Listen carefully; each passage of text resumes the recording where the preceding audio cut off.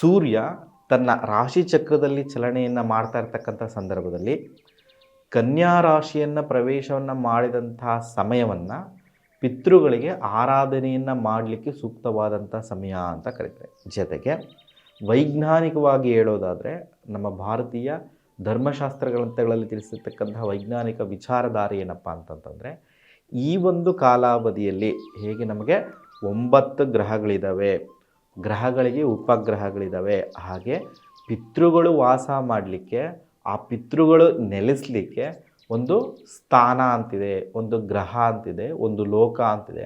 ಅದನ್ನು ಪಿತೃಲೋಕ ಅಂತ ಕರಿತೀವಿ. ಹೇಗೆ ನಮಗೆ ಸೂರ್ಯ, ಚಂದ್ರ, ಮಂಗಳ, ಬುಧ, ಗುರು, ಶುಕ್ರ, ಶನಿ, ರಾಹು, ಕೇತು ಪ್ಲ್ಯಾನೆಟ್ಸ್ ಅಂತ ಏನು ಕರಿತೀವಿ, ಆ ರೀತಿ ಲೋಕಗಳು ಬರ್ತದೆ, ಹಲವಾರು ಲೋಕಗಳು. ಅಂತಹ ಲೋಕಗಳಲ್ಲಿ ಪಿತೃಗಳು ವಾಸ ಮಾಡ್ತಕ್ಕಂಥ ಲೋಕ ಸ್ಥಳ ಯಾವುದಪ್ಪ ಅಂದರೆ ಅದು ಪಿತೃಲೋಕ ಅಂತ ಕರಿತೀವಿ.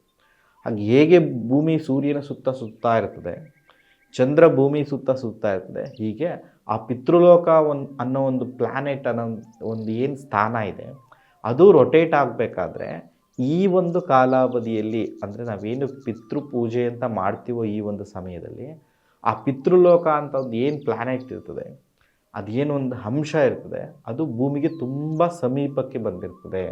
ಹೀಗೆ ಪಿತೃಲೋಕ ಒಂದು ಅಂಶ ಭೂಮಿ ತುಂಬ ಸಮೀಪಕ್ಕೆ ಬಂದಾಗ ನಾವು ಪಿತೃಗಳಿಗೆ ಕನೆಕ್ಟ್ ಆಗ್ತಾ ಹೋಗ್ತೀವಿ. ಯಾವಾಗ ನಾವು ಪಿತೃಗಳಿಗೆ ಕನೆಕ್ಟ್ ಆಗ್ತಾ ಹೋಗ್ತೀವೋ, ಅವರು ನಮ್ಮ ಸಮೀಪಕ್ಕೆ ಬರ್ತಾರೋ, ಆವಾಗ ಅವರಿಗೆ ನಾವು ತರ್ಪಣವನ್ನು ಬಿಡೋದ್ರಿಂದ, ಪಿಂಡ ಪ್ರದಾನವನ್ನು ಮಾಡೋದರಿಂದ, ಅವರಿಗೆ ಕೃತಜ್ಞತೆಯನ್ನು ಸಲ್ಲಿಸೋದ್ರಿಂದ ಶೀಘ್ರವಾಗಿ ಆ ಪಿತೃಗಳಿಗೆ ತಲುಪ್ತದೆ ಅಂತ ಒಂದು ನಂಬಿಕೆ ಹಿಂದೆ ವೈಜ್ಞಾನಿಕವಾದಂಥ ಅಂಶವೂ ಸಹ ಇದೆ.